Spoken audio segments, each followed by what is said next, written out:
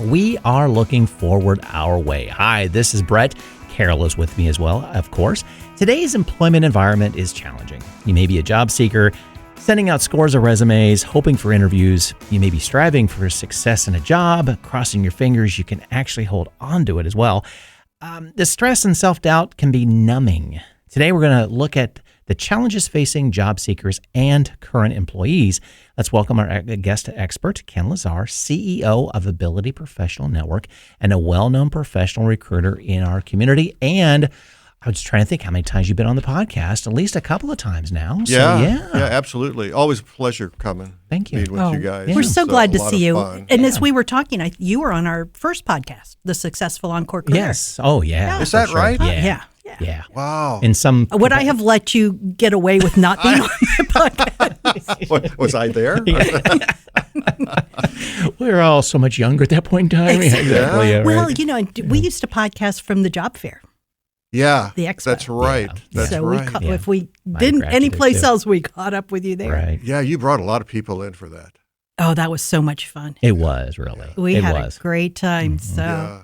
audience, we're talking about our early days of working with Ken when I was at Employment for Seniors and Brett was on my board, and we had a great time, even though people were pretty stressed at that point in the recession when all of those older adults lost their job. So we've been doing this a long time, and we really thank you for your time today in joining us and talking about a different issue that, I don't know, we've sort of danced around it, but not actually acknowledged the issue. So thank you for that. My pleasure. I'm glad to be here. Good. Yeah, Yes. absolutely. Yeah. So you've been working with job seekers for a long time. Yeah. Recruiting, all kinds of the bits and pieces of the job search process. But before we delve into the topic for today, tell us a little bit about you, how you got to this point. You just mentioned you were an engineer in a previous life. So tell us what's been most impactful. Well, I started out in engineering, and then after I was in engineering, I was in sales for quite a while, and then I went to the company that actually placed engineers. Mm-hmm. We were working with the automotive industry, and we placed engineers and designers in the automotive industry, which was a lot of fun. And then I did that for a while, and then I worked for two other staffing companies.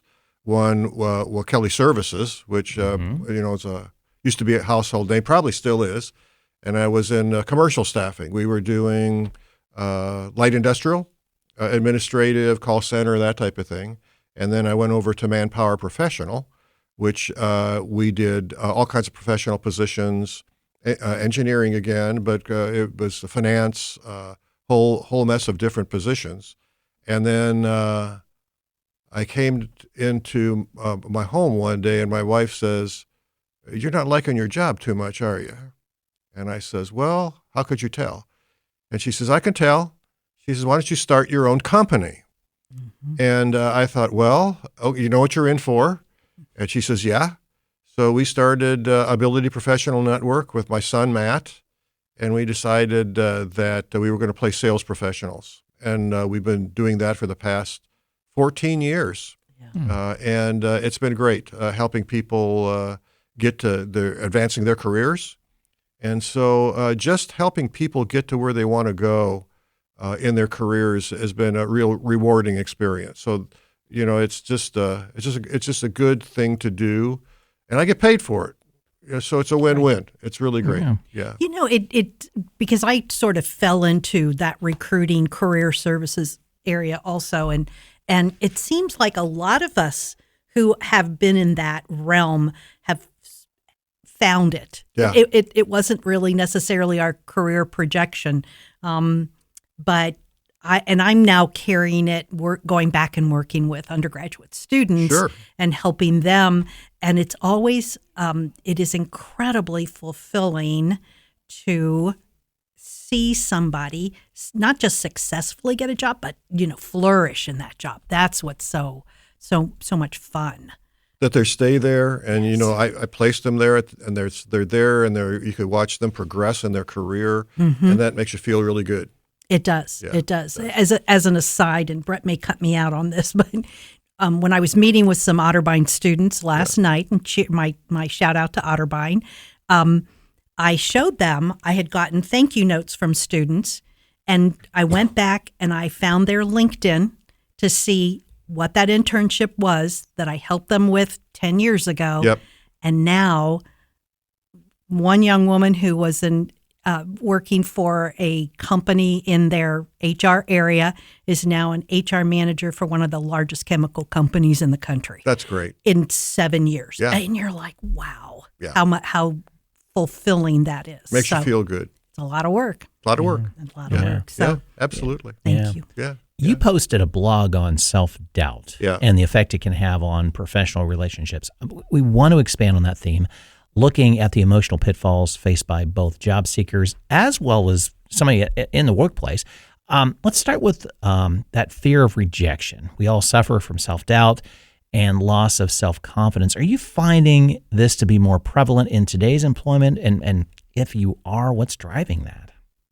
Well, fear of failure is paramount in your jobs. I think I saw another statistic about what CEOs fear the most, and what they fear the most is not fulfilling their job, is feeling that rejection.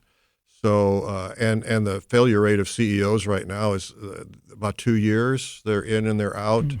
So it comes to pass. So self-doubt is always, am I doing the right thing? Am I making an impact to the company? Am I making an impact with my employees? Do my employees like me? Do my employees respect me? All of those things are part of that self-doubt of a manager. Do you think that there are more pitfalls today? Because it used to be failure came when you didn't hit the goals that had been set by your board or your superiors, or money, you didn't hit the money market, but now the pitfalls are much more complicated with social media involved and changes at governmental levels. There's a lot out there, and you can't necessarily foresee what those challenges are. You're right. And sometimes you get governed out of your job. Right. You know, sometimes there are just things that are totally beyond your control as to why you lose your job. And it's hardly ever your fault. I mean, there are business decisions that are made based on business climate, based on the economy, based on what's out there. And so you're thinking, well, I'm sitting here and I'm enjoying my job and I'm doing well and I'm making the numbers, and all of a sudden I don't have a job anymore. Mm-hmm. And that brings in the self-doubt as to, am I going to have a good career? Am I going to be here for a long time? Ken, you and I were doing a lot of work together with older adults, older job seekers. Yep. And because in that recession in 2008, it was really the first time that a recession affected middle management, Yes. as opposed to the last one in, first one out kind of thing. What I saw, and I think you saw the same thing, is that older job seekers had this sudden loss of identity. Yeah. They were let go from employment, and they had no, it wasn't just self-worth. It was like no way to explain who they were because they weren't tied to an organization. I have since said that's one of the issues of retirees when you don't have a title. Yeah. You don't have that tie to an organization and a title. That's huge. The comment was often from those clients, "I'm too old, nobody wants me." That emotional roller coaster fueled by a lot of incorrect and negative assumptions. Do you still see that? Do you still have clients talking about that? And how do you convince those clients that they really are valued members of the workforce, regardless of who they are, their background, their age? Well, that's an awful good question. The thing that happens when someone loses their job, especially if they're far along in their career, is there's a social aspect of work that leaves. I mean, you don't have your workers anymore. You don't have those conversations anymore. So you're sitting home and you're applying online and you're trying to network with people that you worked with before. So all of a sudden you feel isolated. And so when you feel isolated, you kind of go to this, am I useless? I mean, I feel bad about myself. I'm too old. And all of that is part of the change curve. You go through it no matter what happens. So you're at that part, and then you get some traction, and people are listening to you. But I always get I am coaching right now a lot of executives that are older on in their career. And that's one first thing that they said is they say, there's age discrimination out there. Mm-hmm. And I says, well, what are you going to do about it? Mm-hmm. And I say, well, you can't do anything about it. You just got to ignore it and go forward. The other thing is that there are a lot of people that are staying at work for a longer amount of time than they ever had. They don't want to retire. They don't want to retire in the 30 and out crowd like in the automotive industry, what have you. They don't do that anymore. They want to stay, and they want to still make a contribution to the companies. Others, if they go into this process and they lose their jobs, they want to find their Encore career, and it may not be what they were doing. So I just had the greatest experience this week where this executive was laid off. He was in New York City. He was with a consulting firm, and he did not want to go back into corporate life. He says, I'm a good writer. And I says, well, I want to write. I said, could you make a living at that? He says, well, I don't know. So he started a blog about 2 months ago about his daughter, who is high-functioning autistic. And the blog is Life with Mary. And twice a week, he would put out a blog about things that happened with Mary. And it's really kind of cool about what things that he went through and what she went through and what he went through. And she's in her 20s. So all of a sudden he is doing his job search, and there is a job for a content writer for Special Olympics in New York City. Talk about fate. He got the job. I would say. And I'm thinking, oh, that is fantastic. I said, he says, this is my dream job. This is what I want to do. I says, well, are they paying you? He goes, yeah, $18 an hour. He says, I couldn't be happier. Yeah. So a lot of things that are happening now with executives in their Encore career, if they have a fairly good financial runway, they want to do things that are very meaningful to them and very contributory to the environment and to society. So who knows? He is the content writer for the Special Olympics of New York, but what will happen after that? Mm-hmm. He could go to doing all kinds of things like that on Special Olympics because he has firsthand knowledge of what it is to have a challenged child. Yeah. And to that example, I think I have seen this happen in my life and other people's around me, that it's that putting that out in the universe that you want to do this. Yeah. Yeah. You just do it. Yeah. And it may not be you may not be rewarded or seen as fast as that. Yeah. But you're telling the universe, I want to do this. Yeah. It's karma. You got to throw it out there. You have to throw it out there. Yeah. Otherwise, no one will notice it. Right. Or you don't have the proof in the pudding that you can do it. Yeah.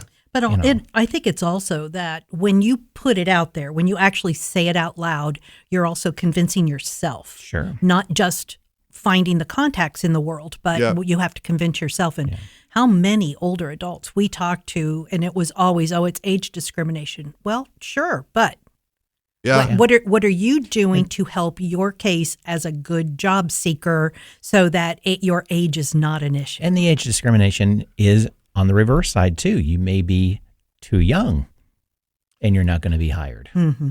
Because not enough experience. Well, that doesn't mean that you can't do the job. You're right, Brett. I mean, it's discrimination on the other side. Maybe not as much. I'm not letting a pass go on this. I don't mean that necessarily, but it's that there's discrimination everywhere, and probably more for older adults. Well, I agree with that, but it's that you're not alone, though. You're not alone. Well, the whole notion, though, too, we're a little off target here, but on the age discrimination, and it could be any discrimination. I had a client in a large meeting. We were talking, and he stood up in his proud suit and tie, and he said, I was the perfect candidate for the job, and I didn't get it. Yeah. And I said, gosh, I am really sorry. So who got it? And he looks at me, and I go, who did get the job? Yeah. And he goes, I don't know. Yeah. And I said, so that person could have been 1 day older than you or 10 years younger. You don't know. So you don't know that age discrimination was the issue. But as long as they're thinking that and it becomes embedded in the job search, that talk about loss of control, loss of identity, it just snowballs. Well, being a recruiter, I've sent a lot of very highly qualified people in for jobs that my client has asked me to find candidates for. Very high qualified. If they weren't highly qualified, I wouldn't have submitted them. They don't get the job. So it happens over and over again, but it's not because of their age. It's not because of their qualifications. It's because they have no enthusiasm for the job. They have no enthusiasm for the company. So if you can go in there and be enthusiastic about this company, you've done your research and you're really excited about it and you want to work for them and you feel like you're qualified, that's big. Absolutely. That trumps qualifications. And then if you do have the qualifications, even better.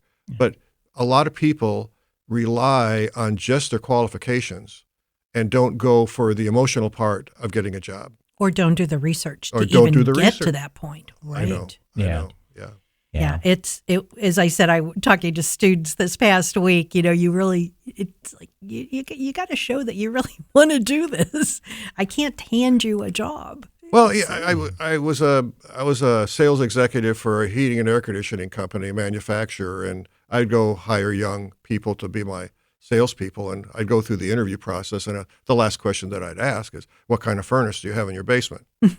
They don't know. They don't know.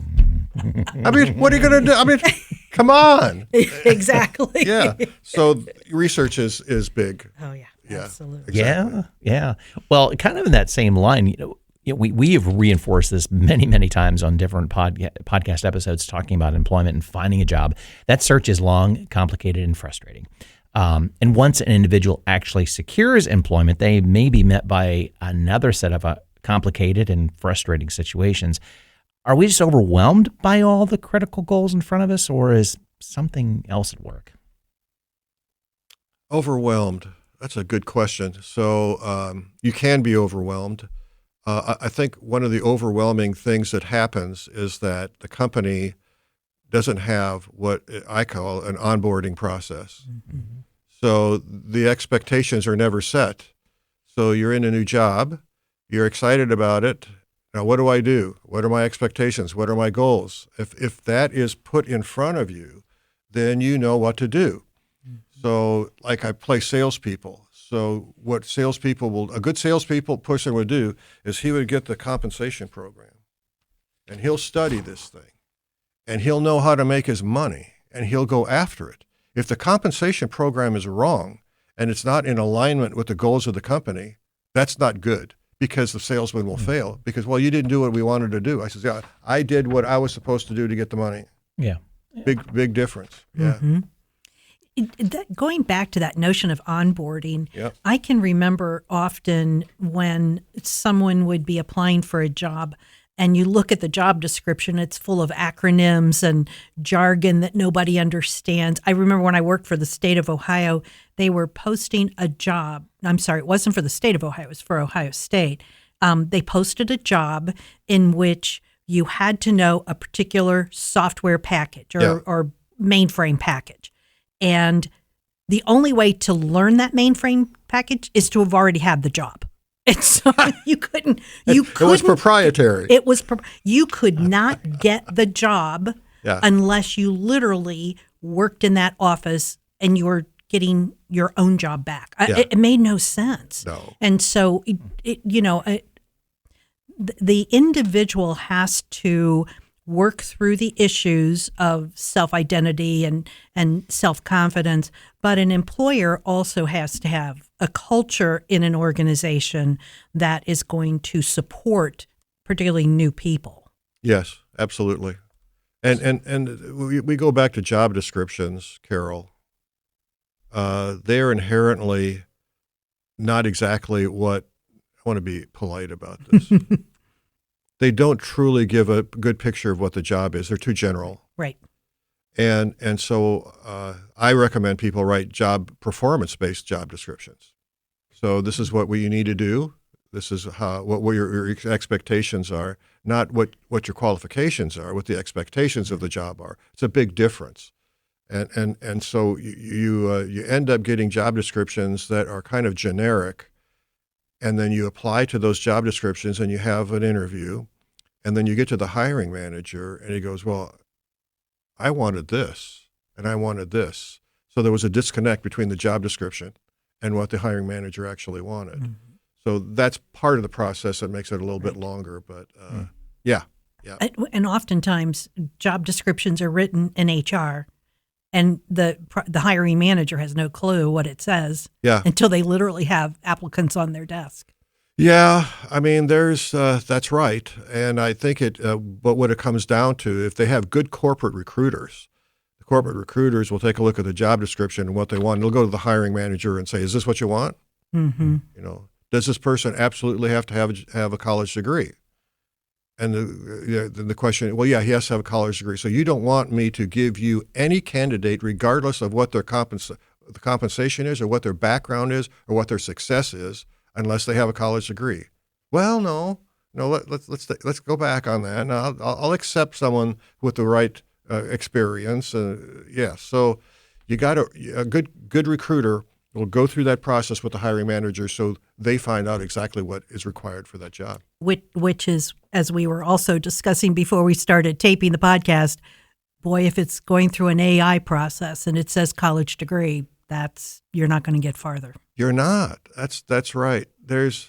So we've been through, for the past 20 years, Carol and Brett, we've had technology that has occurred in the job search process. Back 20 years ago, there were job boards. So we had Career Builder and we had Monster, and that was great that you could apply on job boards and you didn't have to just send out all resumes. And then LinkedIn came in, and then LinkedIn was the technology of choice, and job seekers just jumped on that, and so did recruiters. And it's been a good process, been a good tool for the past 10 years. So we had to develop applicant tracking software in order to manage all of the resumes that were coming through LinkedIn and from other places. We got applicant tracking software, and now we have AI. And AI is a good tool, but it could be used in a poor manner. Mm-hmm. You can match, using AI, you can match a job description, resume exactly to the job description and submit it, and the applicant tracking software says, bingo, candidate, this is your candidate. And then the candidate comes in and interviews, and they find out that he wasn't qualified, but his resume shows that he's fully qualified. Mm-hmm. So that's kind of clogging up the pipeline of resumes, and it's also increasing the length of the hiring process. Right.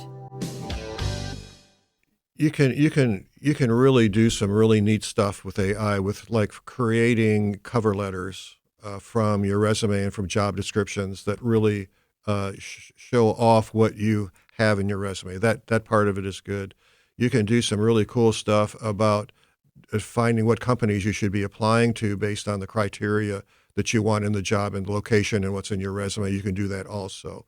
I use it to transpose music. I mean, I didn't know that you could even do that. So I give it a rock song, and I said, transpose this music into the key of A, and that thing will spit it out. Mm-hmm. So but what's happening is that it only knows the population of information that's out there, and not all the information is accurate. Mm-hmm. So don't give AI a complicated mathematical problem to solve, because they'll solve it wrong, because they have never solved it before. So, but there is a new job title. It's called prompt engineer. And it is a guy that really knows how to put the prompts in to get the information out of AI that you're required to, that's necessary. And that's such a cool thing. I mean, it's a brand new job. Yeah. A prompt. I'm speechless. Yeah. It sounds like it would be an incredibly difficult, never ending, because it constantly changes. Yeah. Because those prompts are good today and not good tomorrow. Yeah. But the more specific that you want, the more specific information that you want, how do you want it? Do you want it, what is the output that you want? So you have to tell AI what the output is, what the input is, and the smarter you get on how you put the prompt into AI, the smarter it is to put the output that you want. And it's really... That is doing your homework and your research. Yeah. And to go back to cover letters, and I can understand why AI generated cover letters might be better than what you do, but I also think that employers want to know, it's like they want to know you can walk and chew gum at the same time. They want to know that what they're reading are your words. Yeah. And just because it sounds better than what you can write doesn't necessarily mean that's going to be to your advantage. Because you walk into that interview or you actually get the job and you're told to write something and you can't write it, you're going to have some issues. Yeah. And when I get output from AI, it doesn't sound like me. Right. So I really have to massage it because I don't talk. I don't want to say at a high level. At a more casual level to get my point across. And what comes out of AI is very proper. Multiple syllables. Yeah, they say, Ken, you didn't write this. How could you tell? It's not you. All right. Well, so as we've been talking, and there are a dozen emotional situations we face every day. Yeah. No day goes without a challenge. Let's consider how we can better understand those emotional triggers and, more importantly, how we can work through them. So in your blog that we've been talking about, it mentioned the need to first admit the situation exists. Just like we just said, when you tell the universe what you want to do, you're also telling yourself. Then the emotions that are fueling our responses, we need to feel them. We need to understand them and feel them, and then address them. Let's talk about that. How can we better understand our feelings and overcome the influence they have over us? Well, it's hard to emotionally divest yourself of your feelings. It's impossible. So who do you tell what your feelings are? Do you have your spouse? Do you tell your spouse what your feelings are? Can you get feedback on your feelings? Can you get do you have a partner in the job search with your feelings? Is there somebody at work that you can say, I'm having this problem? People have a hard time to expose themselves on what their feelings are. It's almost like it's a weakness. Right. But it's not. It's actually a strength. If you understand, but you have to be comfortable in your own skin to be that open with somebody. But in the long run, it's actually much more fulfilling. It will be the total solution. If you put your feelings into the issue, you'll get a total solution, just not a data-driven solution. Does that make sense? Oh, yeah. Mm-hmm. Yeah. Mm-hmm. Yeah. And you mentioned data-driven solution, but also sort of like the list-making solution. Yeah. I make my list of pros and cons, and I'm going to go with that no matter what, ignoring your feelings in creating those kinds of formats or structures to go through decision-making. Yeah. My wife is really good at she pegs me on my feelings. I must wear them on my, what do they say, wear them on your sleeve. Or she looks at me and says, what the hell's wrong with you? and so I says, well, why? I'm fine. No, she says, no, you're not. Tell me what your feelings are. Yeah. So so it's nice to someone to draw that out of you, and it makes you feel much better after you've said, well, this is what I'm feeling, this is why I'm feeling, and they'll go, okay, let's deal with it. Well, in the blog story, and for our audience, we're going to have contact information and resources for you on the posting of this podcast, and we'll include Ken's information, this particular blog. But in that blog, the example that I was looking at was that a woman, a manager, had a meeting that was awful. She was, gave a presentation. She thought she was right on target, and they just blew holes through it. So when she walked out, had a really terrible conversation with a colleague, and realized then the next day apologizing to that colleague because she basically took her feelings out on him. So we walk out of a meeting that's just gone really, really badly. What should we say to ourselves? How do we get past the hurt feelings and the emotional upheaval that we've just gone through so that we're not taking it out on other people or not doing a negative action to make it worse? Well, I got to nip it in the bud. You got to come forward either on one-on-one and say, hey, I've got an issue. Can you help me through this? It's a difficult process, but it's something that you have to clear the air immediately. You can't let it fester. You got to say, here's what I'm feeling. Here's why I'm feeling it this way. I don't think your solution has all of the answers. I've got a few that I'd like you to discuss with you. And the way you say it, that you're not threatening, that is huge on emotional intelligence. People with high emotional intelligence can do that. They can recognize a situation. They can say, I think I can fix this. So you can't just dig your heels in. That's a good point. Yeah. That's a good point. I had a situation when I was at the university. The supervisor I had was on the absolutely wrong path on a decision, and it was a miscellaneous little thing. And she and I had a conversation. She absolutely cut me off. She wasn't going to listen. I had been at the university for many more years than she had, and I'm like, there's a simpler result. We could fix this. Yeah. She wasn't listening, and so it came up in a meeting in front of everybody. Yeah. And needless to say, everybody at that table laughed at her because her logic it wasn't close to reality. And I walked out, and I really felt badly that people laughed at her. I was just trying to make a point like, you are on the wrong path.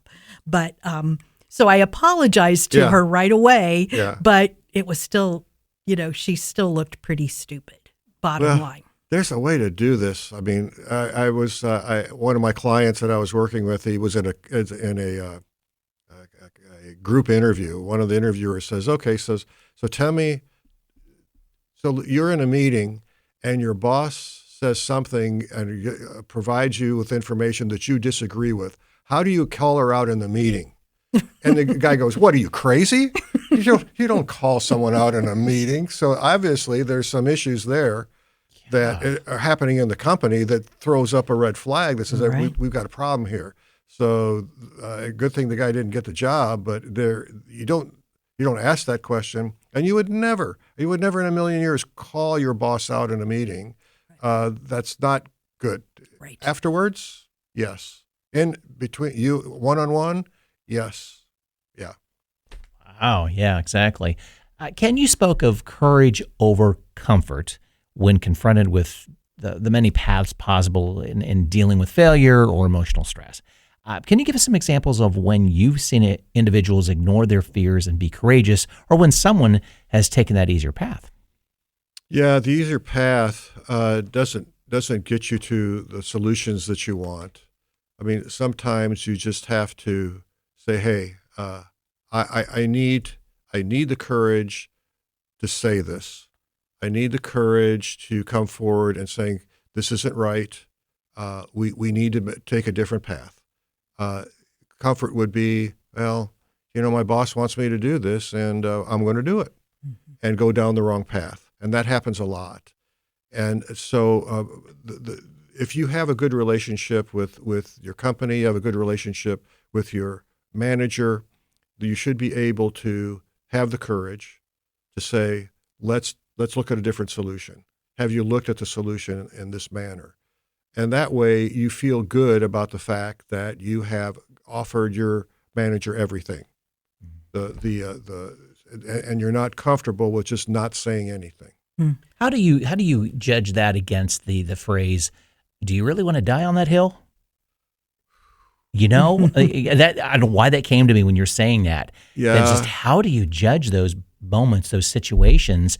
Though I may be answering my own question here, though, too, I guess, because I could see where you could come up with an answer going, if you allow this to happen this time, it's going to continue on, and do you want that to continue on?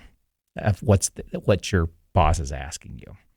There, I could see maybe that's where the difference comes in. I'm kind of being very vague with that, but it's that, not that it's illegal that what they're asking you to do, but it's like, but maybe it's asking more than your job description, or it's just not where you think it should be going. Yeah. Well, it's tough, isn't it? Well, it depends how focused you are on your career. Yeah. As opposed to your job. Right. I mean, if you're just focused on your job, you're going to do what's comfortable. Right. If you're focused on your career, you're going to do what's not comfortable because you want to progress with your career. And take those opportunities. Absolutely. Well, Yeah. And I think you also have to recognize that even though you've taken the high road, they may still reject that and want you to do something else, and then you have your own decisions to make. Yeah. So do I go forward or do I go someplace else? The other thing too that happens though is that sometimes you're being asked to do something you don't agree with, but there's a lot more to the issue than your boss is able to tell you. Yeah. But at least have that conversation where maybe you can figure that out. They may not be able to even say, but you might be able to figure out there's something going on here. Yeah, you don't. You think you know all the information. You don't. You really don't. Yeah. No, not at all. You see that. The big example of this is in television news and politics. They have someone who goes out there and says something about the situation and how it's bad or how it's good, but they don't have all the information. There's no way in the world they would have all the information. So the decisions are made by people that have all of the information. And you got to respect the fact that if they don't accept your solution, there may be things that you don't know that maybe they can't even tell you, but then the manager has to explain that to you. Okay, this is a great solution, but there's more to it than that. Right. I go that through with my clients, job seekers. I keep telling them, you don't go from job to job. You plot your career because your company owns your job and you own your career. And you just don't know when, not your fault, business decision, they let you go. Right. There's 50,000 people every day that lose their job. They're not fired. They have been let go because of a business decision.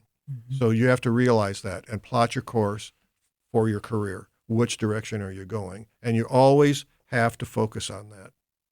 Right. Very good advice. Thank you so much for that.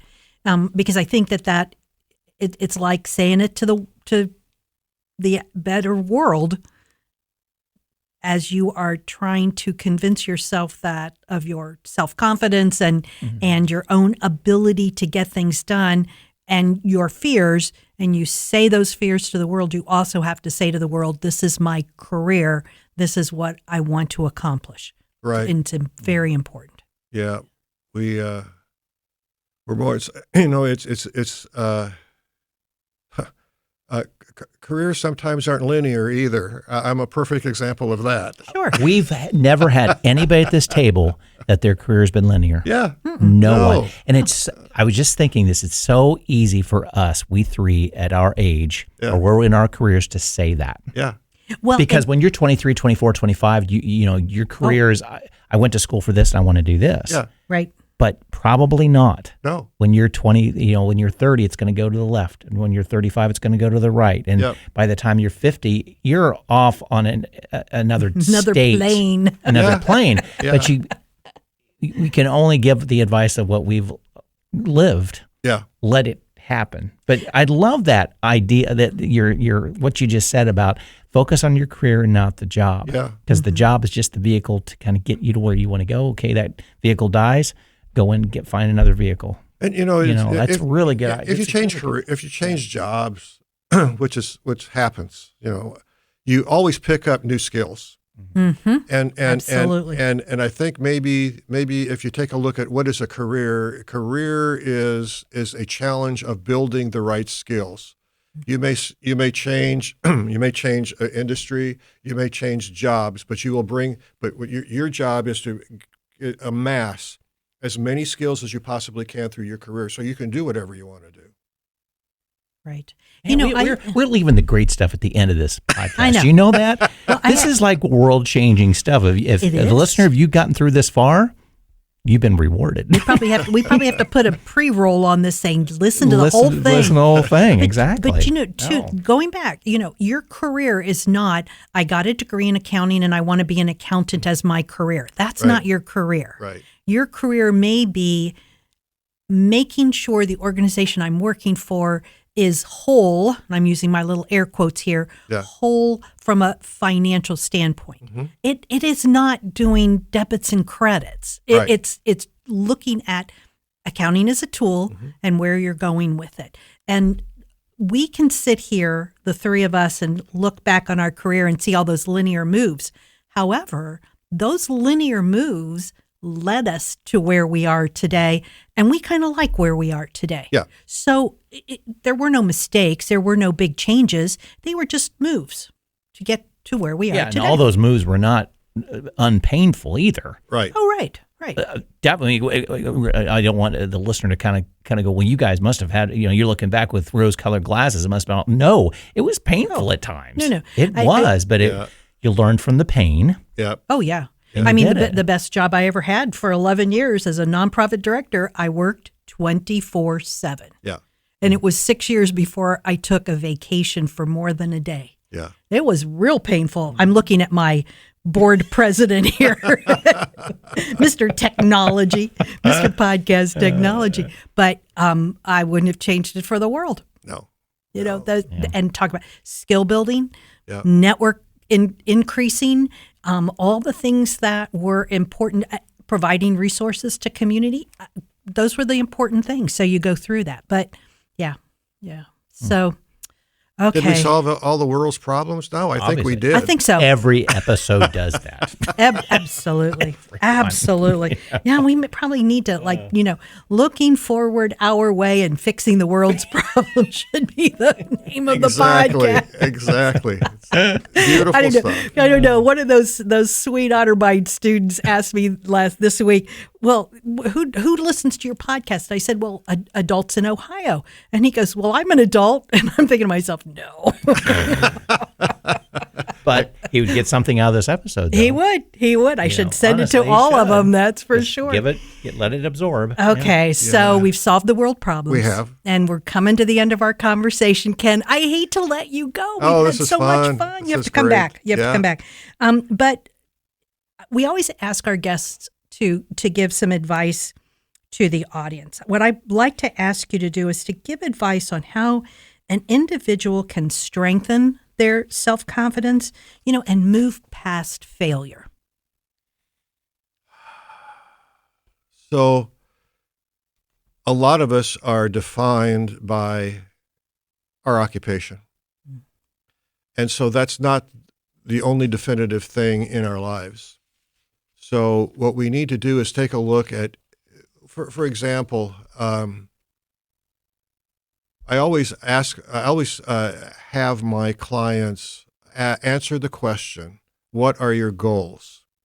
And they always go to what their occupational goals are. But that's not all of it. What are your physical goals? What are your spiritual goals? What are your monetary goals? What are your occupational goals? So all of these goals, if you know what they are, go contribute to your success, contribute to your psyche, contribute to what you want to do. I would never thought in a million years that, at this ripe old age that I am playing the back nine, that I'm playing in a rock band. How did that happen? You throw yourself out to the world and comes back having the time of my life. Did I plan that? I did not plan that, but it happened. And it's so rewarding that things like that happen. So my advice is to keep your eyes open. Keep your eyes open to opportunities that you think would benefit you, as well as, most important part, is benefit other people. So I feel good about playing in a band, but I feel better that everybody's dancing. That's what I feel good about, because they got up and they danced to my music. So my advice is to have your own band, whatever that is, and have people dance to your music. And that's a win-win, right? Do what you want to do, but make sure that it helps other people. That's a win-win. Absolutely. Thank you. Yeah. That's great. Many thanks to our expert guest, Ken Lazar, CEO of Ability Professional Network, for joining us today. Listeners, thank you for joining us. You're going to find the contact information and resources we discussed in the podcast show notes and on our website at lookingforwardourway.com. And we are looking forward to hearing your feedback on this or any of our other podcast episodes. The views and opinions expressed by the experts interviewed on this podcast are their own and don't necessarily reflect the views of the podcast hosts or any affiliated organizations. The information provided in these interviews is for general informational purposes only and should not be considered as professional advice. Listeners are encouraged to consult with qualified professionals for specific advice or information related to their individual circumstances. The podcast host and producers don't endorse or guarantee the accuracy, completeness, or reliability of any information provided by the experts interviewed. Listener discretion is advised.